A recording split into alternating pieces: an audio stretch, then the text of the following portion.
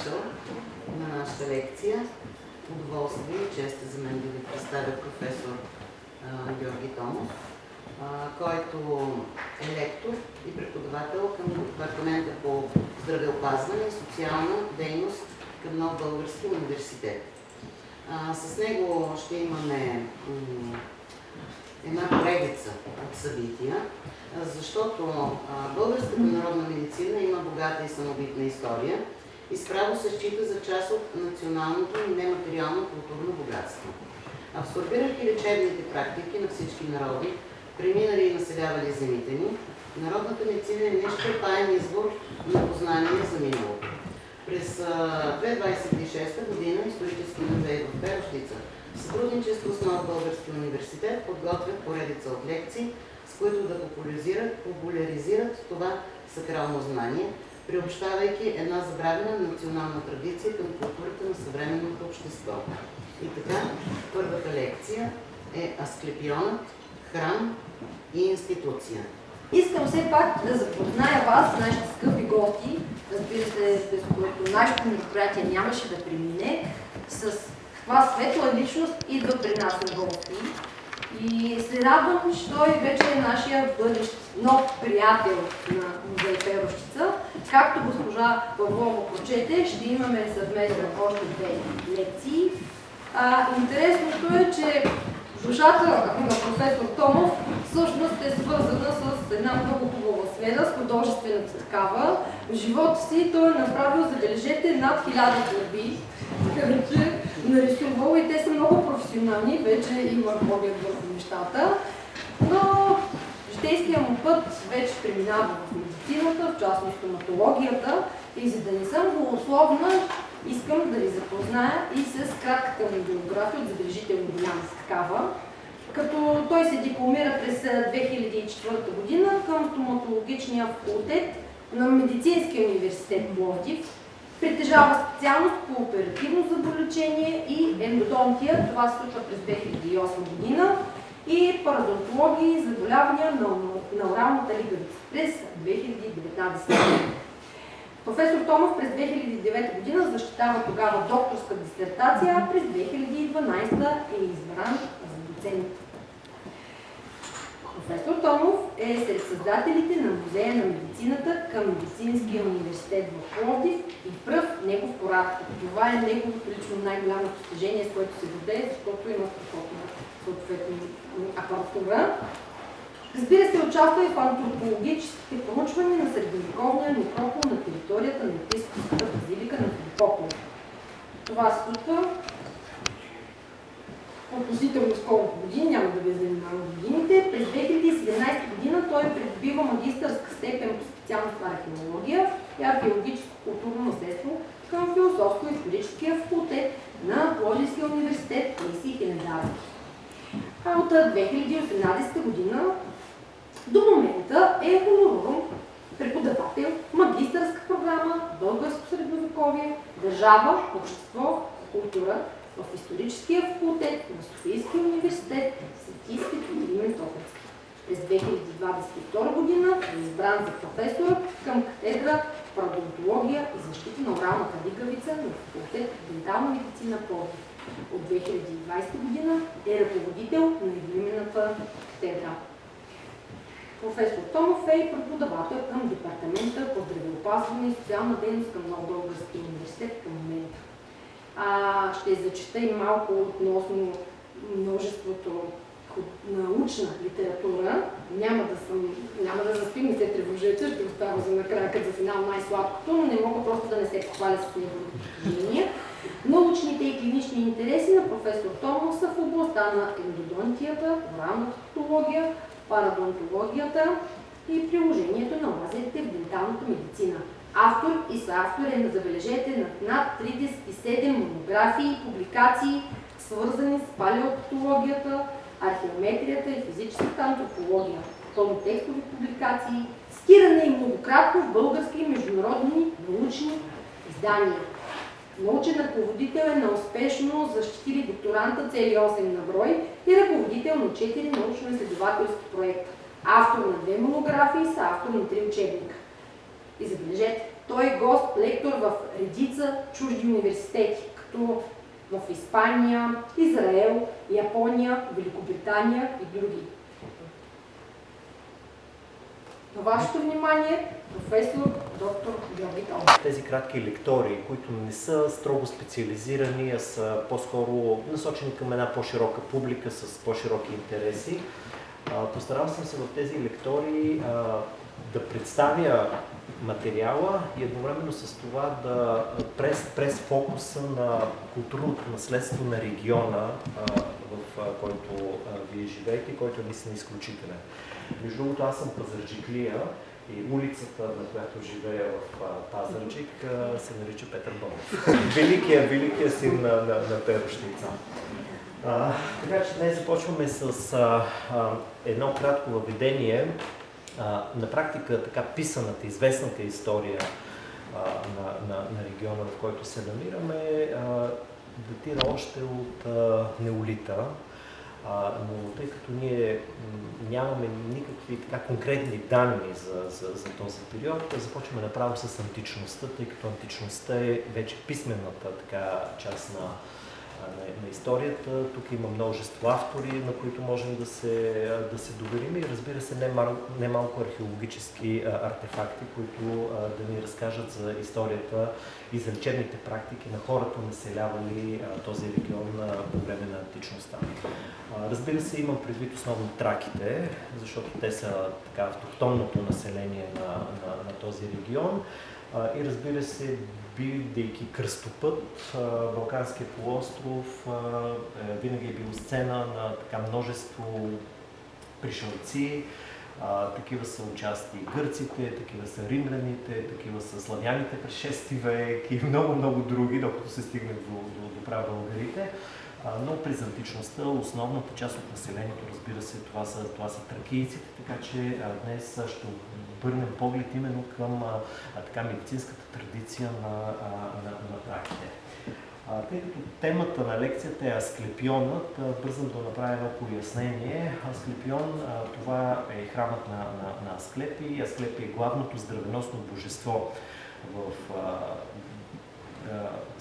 древногръцкия свят, в древногръцката митология, като разбира се, той не е сам. Обикновено Асклепий е придружаван от членовете на своето семейство, които формират така наречената фамилия на здравеносните божества.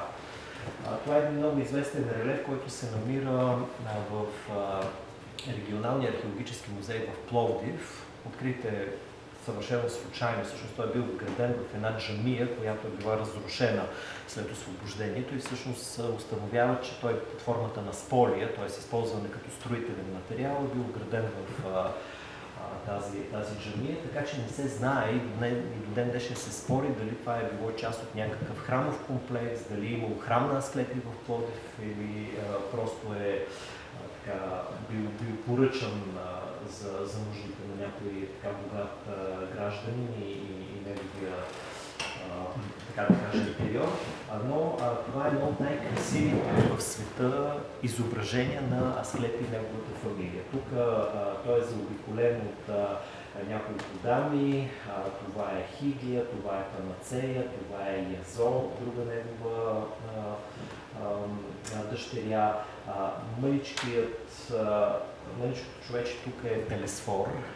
Не без основание се счита, че това е тракийския принос към семейството на здравеносните божества, защото той е облечен с нещо като ямурлук и мнозина изследователи считат, че всъщност иконографията на Телесфор съвсем отговаря на тракийците.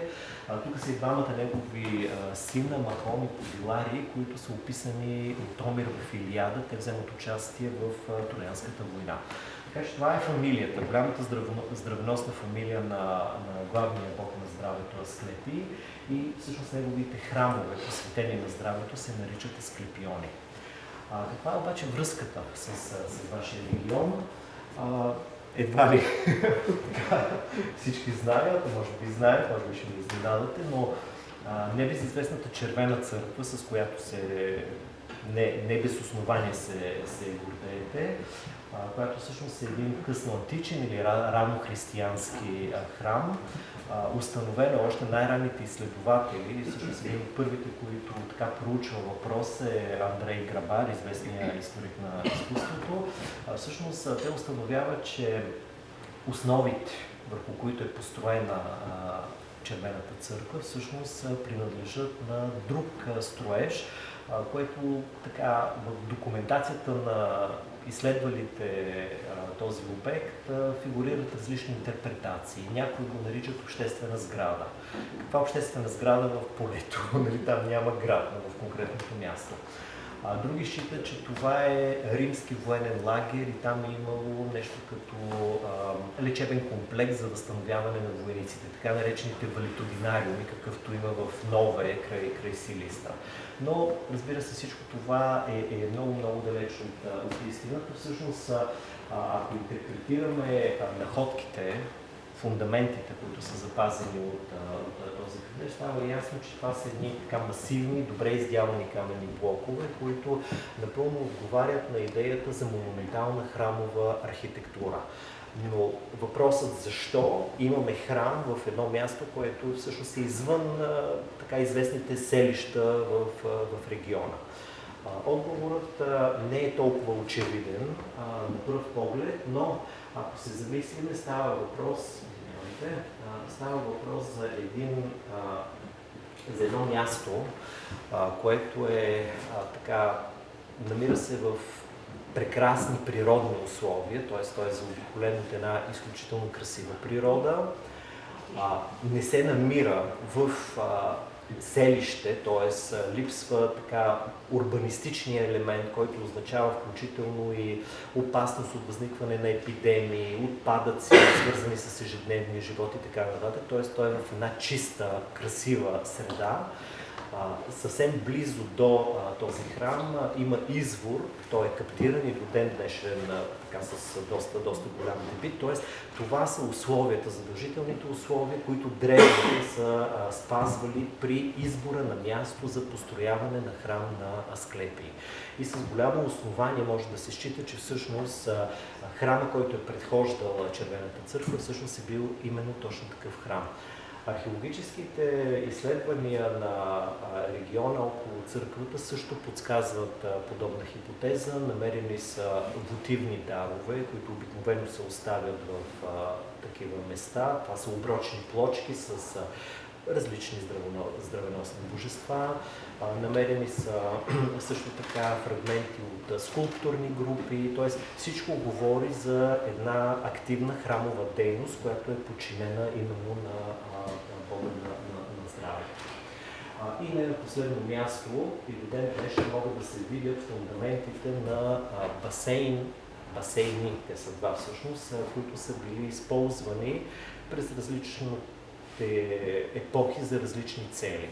Когато е съществувал този храм, най-вероятно това са били басейните, които са били необходими за ритуалното очистване на болните, преди да пристъпят към своята инкубация в храма, а в по-късния християнския период това са били баптистериите, които са били използвани за покръстване на новите християни. Така че всичко си е на място. И правейки това въведение, което е така свързано с историята на вашия край, това, което ще представя на вашето внимание, всъщност е една виртуална разходка из Асклепиона на античността, като за целта ще си послужа с кадри от Асклепиона на остров Кос. Всъщност той е най-известният от античния свят.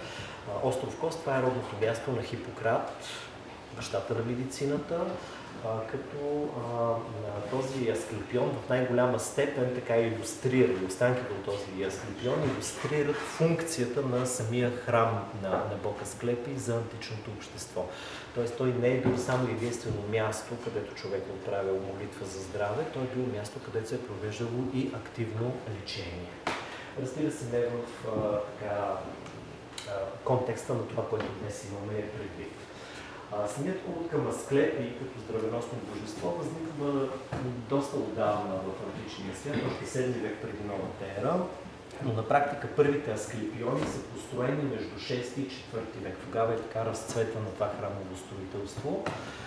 Като в античния свят най-известни са били асклепионите на остров Кос и асклепионът в Епидавър, който се намира в Тесалия, на територията на днешна Гърция. За територията на днешна България имаме също доста данни за съществуването на известни асклепиони. Известният, за който имаме данни, това е асклепионът в Палталия на територията на днешен Кюстендил. И това, което можете да видите тук, специално колегите от музея извадиха от фотохранилището, това са две монети, оригинални монети, които показват именно изображението на този асклепион в Палталия.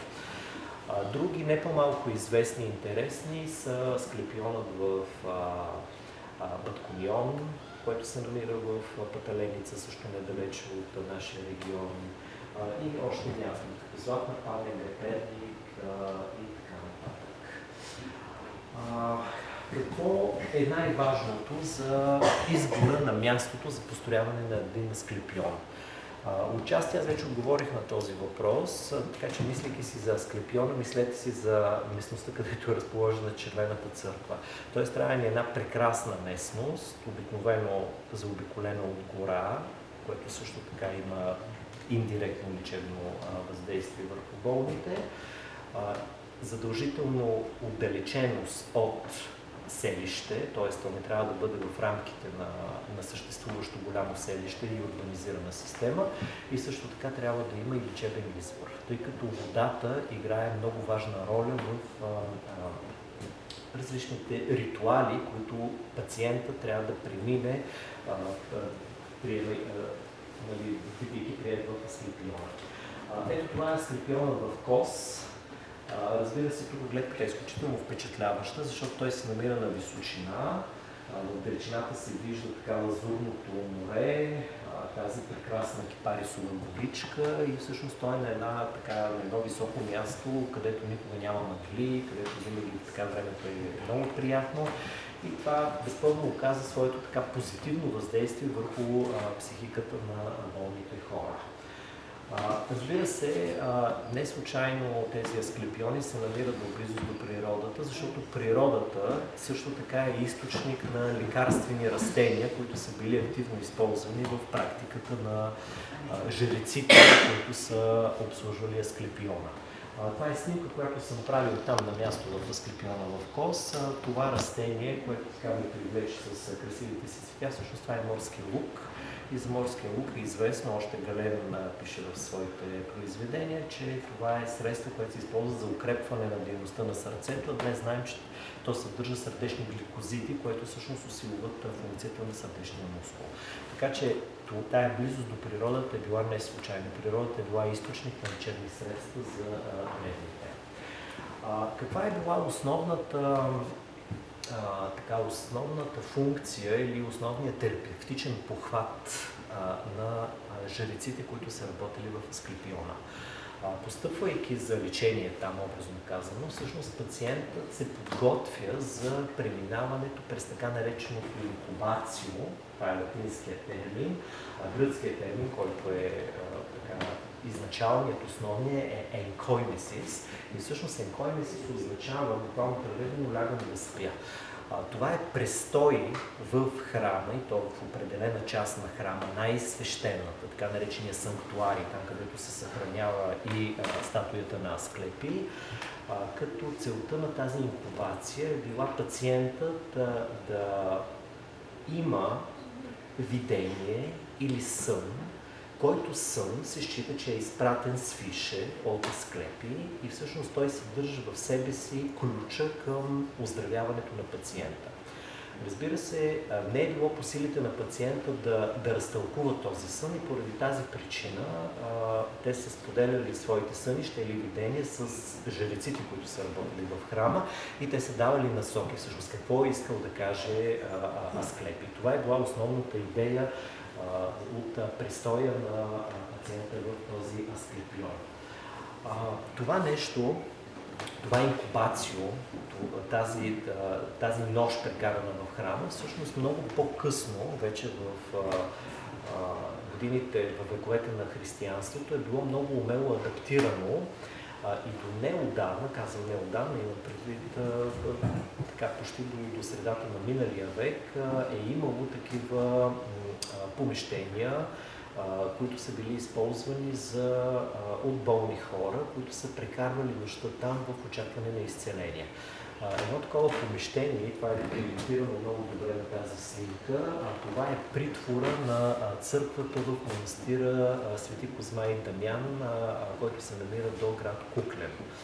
Всъщност това, което е известно за този манастир е, че той също е създаден на територията на преди съществувал тракийски храм, там също има лечебен извор.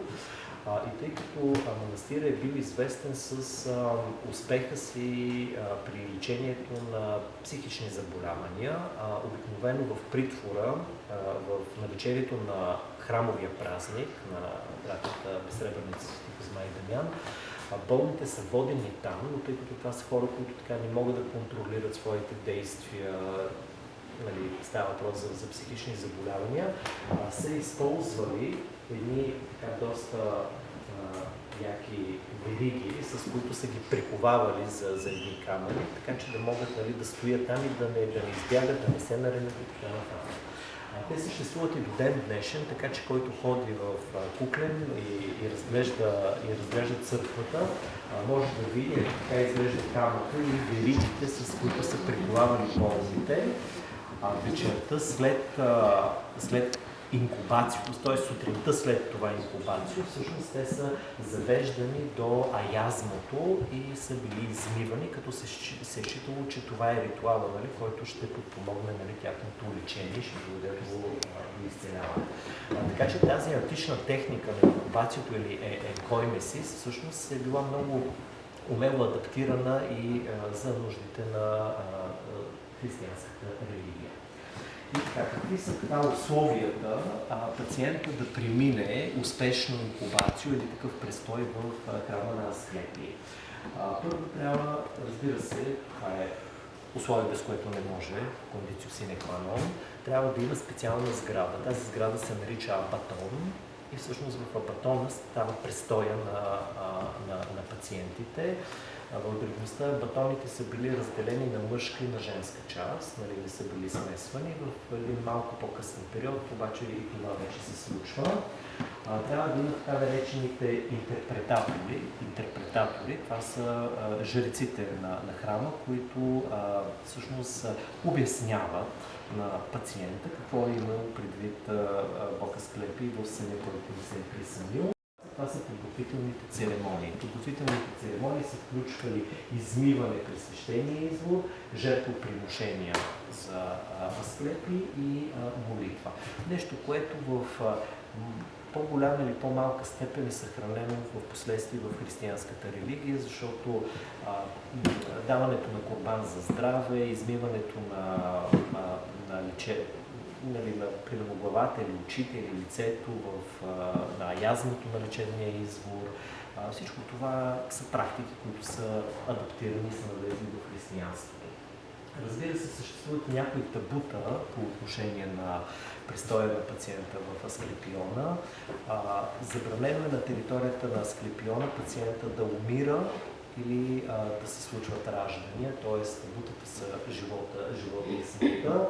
Разбира се, въздържание от сексуални контакти и пациентите са се подготвили за инкубацията в един така не много кратък период, в който е трябвало да постят, въздържали се от местна храна и от определени продукти, които са били забранени, за да се подготвят за този сакрален момент.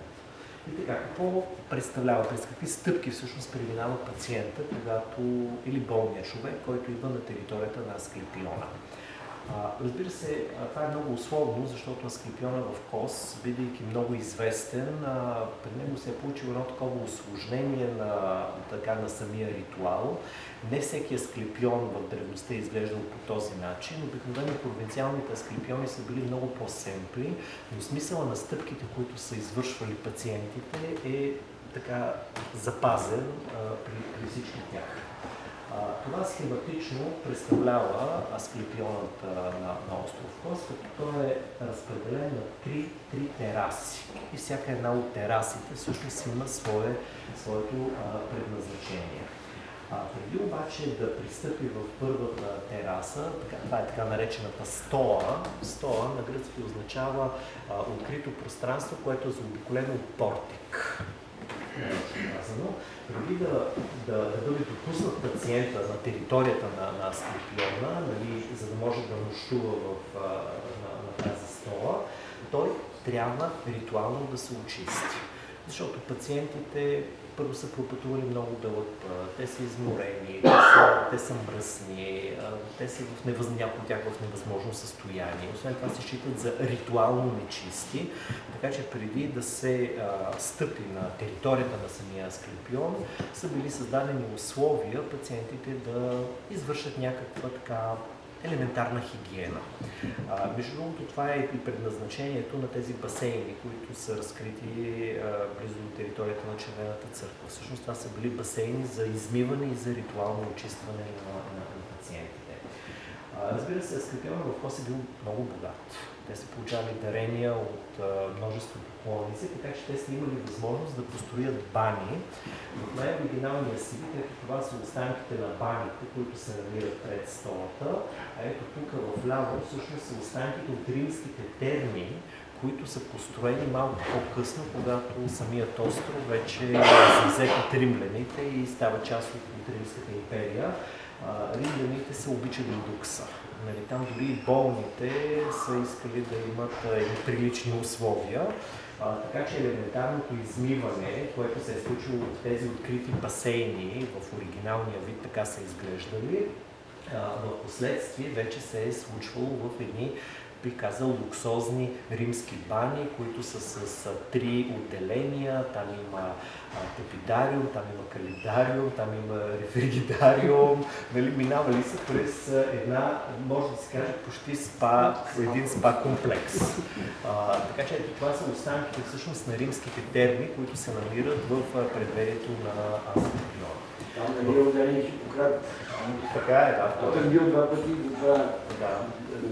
Той е роден там, той произхожда от лекарско семейство, но после напуска Кос и ще ви обясня защо напуска Кос всъщност и отново нали, Асклепионите имат важна роля в това нещо. Следващата стъпка, или всъщност първата стъпка на практика от лечението на пациента, това е навлизането в това открито пространство, което е фланкирано от този портик, което се нарича стола. И всъщност там пациента може да престои доста време. Защо? Първо, защото има голямо струпване от хора и те не могат всички едновременно да влязат в апартона и да се подготвят за инкубацията. Освен това, престоя в столата е бил необходим, защото жреците всъщност са започвали вече своята комуникация, активна комуникация с пациента. Те са го разпитвали откъде идва, от какво се оплаква, каква е давността на неговото памет. Тоест, снимали се една анамнеза. И в зависимост от резултатите от тая анамнеза, те са давали различни назначения. И всъщност столата е била нещо като подготвително отделение, в което пациента се е подлагал на определени диети, приемал е някакви билкови отвари, извършвал е физически упражнения. Тоест, така реалната лечебната практика всъщност в Асклепиона се осъществявала именно в този първи етап от неговия прием. Ето как изглежда столата. Тя е в днешно време просто изглежда като едно празно поле, но всъщност де-факто имало е портик, който е заобикалял. По този портик така са търсили сянка в горещите дни или съответно са се приютявали, ако вали или времето е лошо. Но точно срещу второто ниво има една такава интересна крепида, всъщност това е укрепена така подпорна стена, нали, буквално, ако трябва да ви го преведа, която обаче е с едни такива ниши. Какъв е смисъла на тези ниши? Това е било рекламното лице на този Асклепион. Известните лекари, които са работили там, защото жреците са било равносилно понятие на лекар в античността, жреците на Асклепий, всъщност тези ниши са били заети от техни статуи. Тоест, Асклепиона си прави една реклама, нали, какви известни лекари, медици са работили там. Освен това, тук, ето това, което със стрелката съм посочил, това са две ниши, които са оформени всъщност като естествени чешми. Де факто там има извор, нали, който поддържа един непрекъснат ток на вода. Това е било нещо като допълнително украшение на самата стола. Нали, това е вода, която тече там. Ето как изглежда. Това са така наречените нимфеуми. Нали, това е археологическото понятие. Това са малки храмове на горските нимфи. Горските нимфи са три вида. Те са наяди, нереиди и дриади. Нас не интересуват дриадите, защото това са горските нимфи. Те също са били здравеносни божества, така че тези нимфеуми, там където тече вода, са обикновено посветени или на дриадите, или на наядите, които пък са речните нимфи. И това дава така един допълнителен чар на обстановката. Но иначе, основно тези ниши са били заети с статуи на лекари, които са били известни в античността, които са лекували или които са продължават да лекуват в този Асклепион. Ето как изглежда една такава статуя, запазена в така оригиналния си размер. Ето така съм снимал в една от нишите на столата. Така. Следващият етап, всъщност втората площадка на Асклепиона, след като пациента премине през всички тези процедури, физически упражнения, диети и така нататък, втората площадка в най-дълбока античност, още преди римляните да завладеят тези земи, всъщност е била и последна. Де факто, третата не е съществувала като обособена част. Втората площадка е било вече мястото, където се намира самия храм на Асклепий. Там се е намирал и Апатона, където са прекарвали инкубацията, съответно мъжете и жените, разделени в мъжко и женско отделение. Там се е намирал ултара на Асклепий, където са принасяли жертви и там се намирали няколко помощни помещения, в които помощни помещения всъщност болните са оставили своите специални дарове под формата на така наречените анатомични мотиви. Анатомичните мотиви са едно много интересно наследство от античността, което също преминава в християнската религия. След малко ще обясня какво представлявате. Ето как изглежда. Това е черно-бяла снимка, когато са започнали археологическите разкопки и началото на реставрационните процеси. Това е как изглежда в момента, като тук с различни букви са означени различните сгради, които се намират на втората площадка. Разбира се, в самата централна част на втората площадка се намира ултара, където болните са принасяли жертви на бог Асклепий, като тези жертви обикновено са били животни, като обема на жертвата е зависел от благосъстоянието на болния. По-бедните са принасяли обикновено птици, а по-богатите са принасяли части от по-големи животни или цели животни. Жертвите са били изгаряни на специален олтар, като гръцката дума за цялостно изгаряне на жертвата се нарича холокост. И оттам в последствие адаптирано и в съвременния език с холокост се обозначава изтреблението на евреите по време на Втората световна война, но всъщност това е стар термин, който идва от древногръцки и холокост означава точно това, цялостно изгаряне на жертвата. Ето как изглежда. За съжаление, той е доста пострадал във времето. Защо е пострадал? Защото когато кръстоносците завземат тази част на Гърция, те използват мрамора от Асклепионов кост за построяването на крепости. Абсолютно безумна ситуация, но това е причината олтара на Асклепий да изглежда по този начин. Иначе той в древността е бил украсен с скулптури, които са дело на синовете на Праксипел. Това е известният древногръцки скулптор, който е изваял немалко прекрасни статуи. Ето как изглежда. Това е една такава червено-фигурна гръцка керамика, която показва всъщност принасянето на жертва върху един такъв олтар. Това е едно малко прасенце, което се постави там и се изгаря. Това е Холокоста, а това е, което е останало, за съжаление, малко от самия олтар на Асклепий. До олтара на Асклепий се намира Абатона. Ето го Абатона. Това е мястото, всъщност, където болните са прекарвали своя лечебен сън. Нали? Сън малко относително.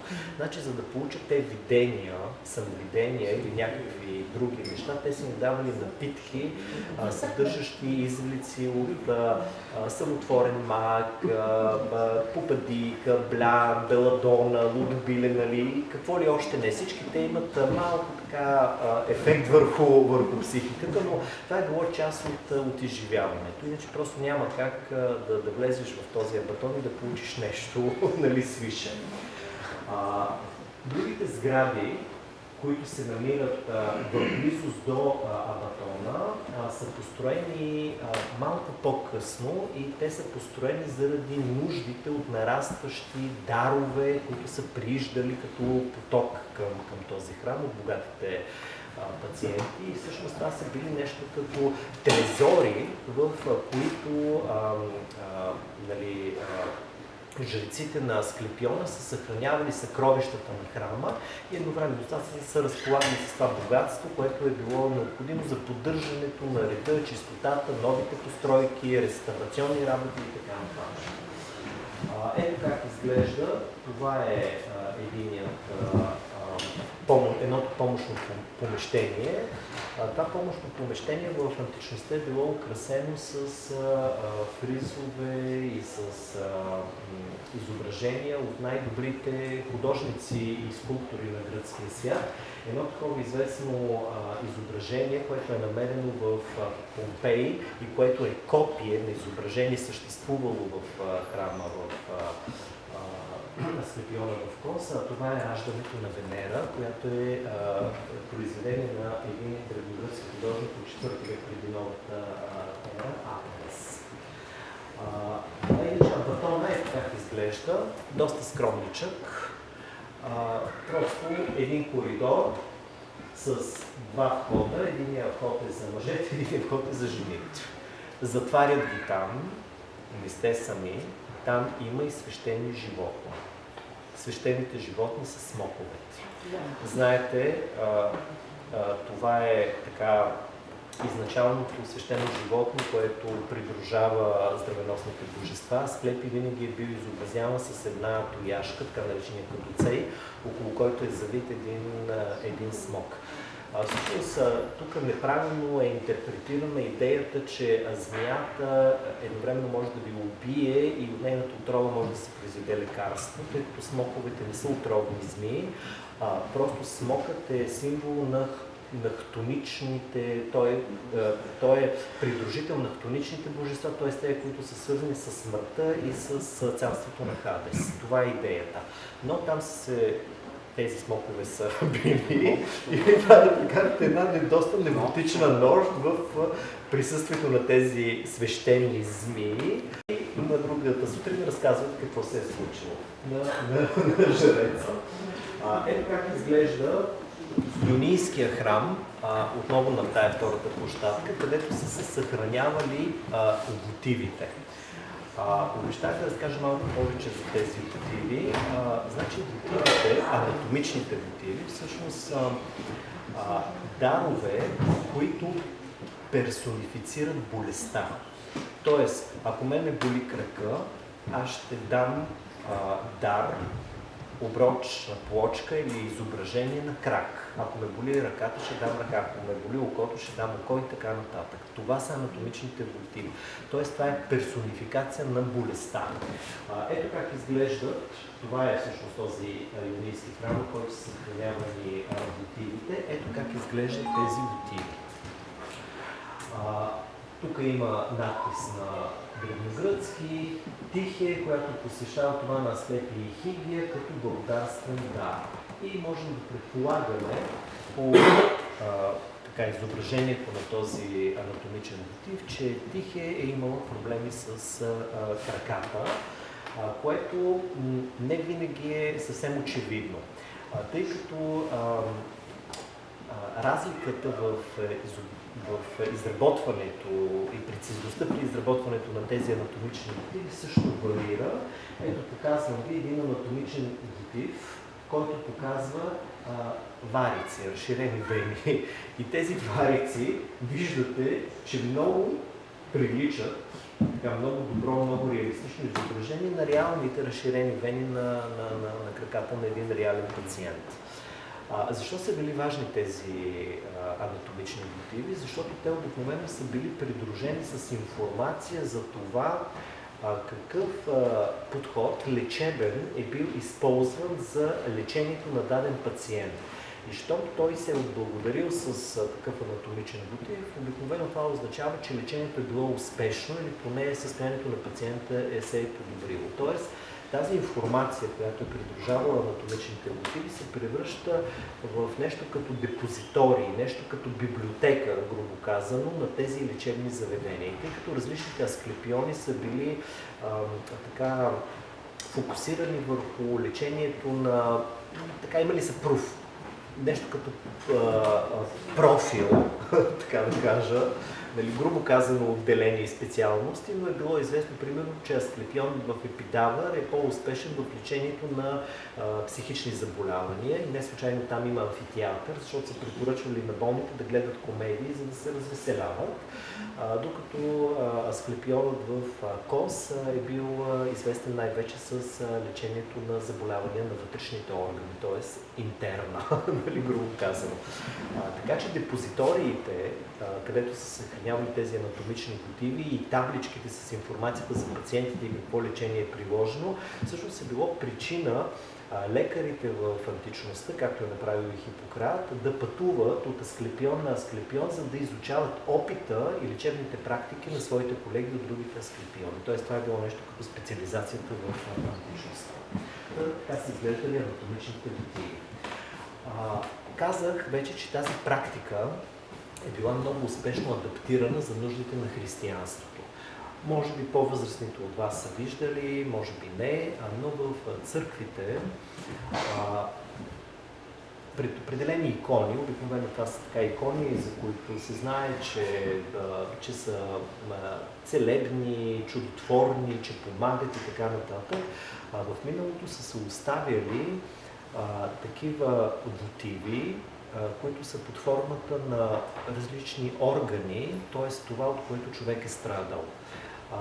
Дали е било сърце, дали е било крак, дали е било ухо и така нататък. Те са, или примерно бездетни двойки, които не са имали деца, са оставили анатомичен мотив под формата на детенце, нали, на начин. Тоест, тази практика, наследена от античността, е предадена и в християнството. Само че в християнството вече се трансформира от изработването на мотиви от мрамор, камък или теракота в изработването на мотиви от скъпоценни метали. Обикновено тези мотиви са от сребро. И това също е един вид приход за храма след така определен период на престой на тези мотиви. Те ги заковават с пирончета по край иконите, свещениците ги свалят и това се изпраща за претопяване и това си приход за храма. Така че такива анатомични мотиви, тези специално съм ги снимал в музея на Бачковския манастир. Той отвори врати преди няколко години, не знам дали сте го разглеждали, но там имат една страхотна колекция точно такива анатомични мотиви. Така, и следващата така, стъпка в посещението на пациента, говорим за пациента на Асклепиона в остров Кос, това е било третата площадка.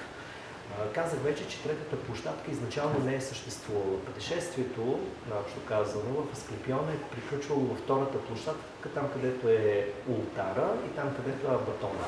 Но вие видяхте, че този абатон е съвсем мъничък. Връщам просто, само един момент.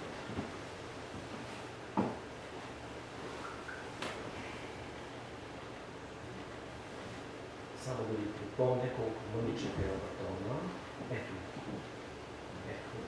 Значи, ето това е Абатона, който е функционирал за нуждите на светилището.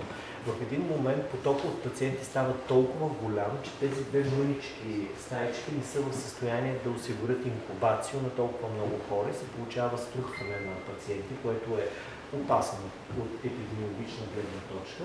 И поради тази причина, след римската инвазия се построява третата площадка, оформя се третата площадка от този храмов комплекс.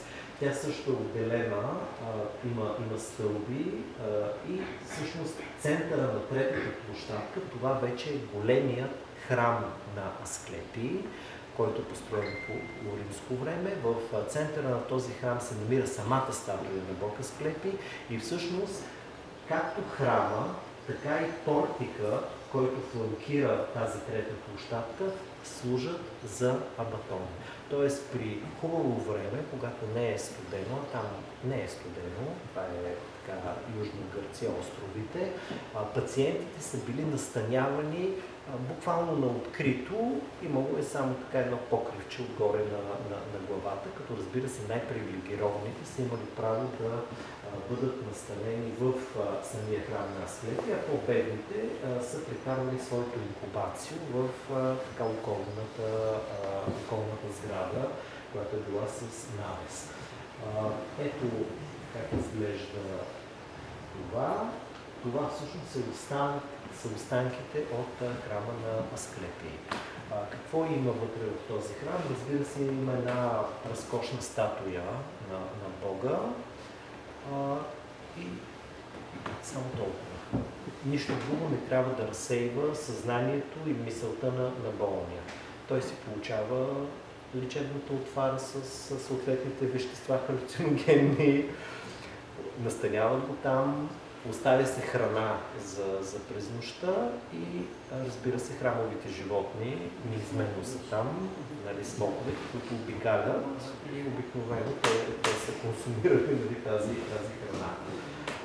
В по-късните етапи този порядък започва малко така да се усмива дори от античните автори. И ето го, всъщност, това е структурата на храма, това е неговата схема, нали, това е входа и това всъщност е санктуария, това е сакралната част от този храм. В санктуария, в дъното на санктуария си била разположена ето тази статуя на Бог Асклепий с неговия жезъл и змията. Става дума за това, че тази лечебна практика в така по-късните етапи от своето съществуване е започнала да става малко користна. Като всяка една търговска дейност, защото това е почти търговска дейност, пациентите трябвало да занесат някакъв дар или да платят за неговото изработване. Към храма имало работилници, където занаячии са правили тези анатомични мотиви, защото това не е по силата на пациента, той да си го изработи сам. Обикновено пациентите са плащали за жертвоприношението. Тоест имало е хора, които продават жертвени животни, от гълъби, зайци до прасета и бикове, и в зависимост от финансовите възможности трябва да платиш. Трябва да платиш за храната там, трябва да направиш дар. Тоест това е била в така крайните етапи на развитие на тази дейност. Това се превръща в една така доста комерциална, почти търговска дейност. И не случайно още древните автори са започнали така да гледат малко пренебрежително и да усмиват служителите в асклепионите. Информация от това имаме, разбира се, от Аристофан, който е така комедиографът на древна Елада. И в своята комедия Плутус всъщност той описва престоя на своя герой в Асклепиона и разказва за това как по времето на инкубацията, докато пациентите така са унесени и се опитват, нали, да осъществят връзка с Више, тези служителите на Асклепиона минават и прибират храната, нали, която са си оставили. Така че мога да кажа нищо ново нали, под слънцето. Нали. Всичко е много, много така човешко в общия смисъл на думата и съществува от най-дълбока древност до наши дни. Това е така краткото пътуване с машината на времето из Асклепиона. Това е така есенцията на античната медицина. Разбира се, тя не се ограничава само с това. Античните автори са допринесли много за развитието на медицината като наука и практика.